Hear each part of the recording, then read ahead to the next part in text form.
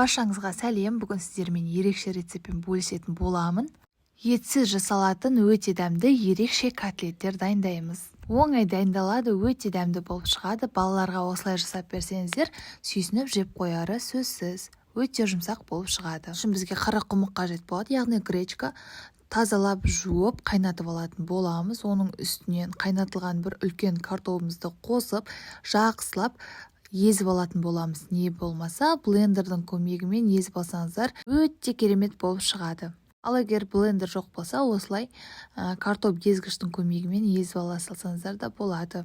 Жақсылап езіп болғаннан соң, үстінен татымына қарай тұзымызды, бұрышымызды және бір жұмыртқамызды қосып, тағы да жақсылап араластыратын боламыз.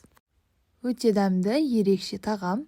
Міндетті түрде балаларыңызға жасап беріңіздер. Қанша мөлшерде қосу керектігін видеоның астындағы описание бөліміне жазып қалдырамын. Енді бөлек ыдысымызға 2 ас қасық ұн, 2 ас қасық панировочный сухарикиді қосамыз да жақсылап араластырамыз. Достар, егер менің арнама тіркелмеген болсаңыздар, видеоның астындағы подписаться кнопкасын басып тіркеліп қоюды ұмытпаңыз.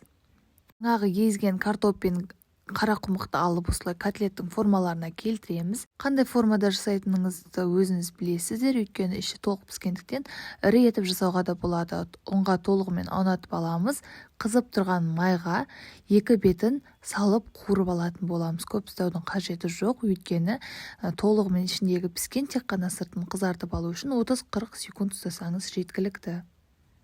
Осымен біздің котлеттеріміз дайын. Етсіз жасалатын котлеттерді сіздер жасап көріңіздер, өте дәмді болып шығады. Егер менің арнама тіркелмеген болсаңыз, тіркеліп қоюды ұмытпаңыз. Оның астындағы поделиться батырмасын басып, достарыңызға әлеуметтік желіде бөлісуді ұмытпаңыз.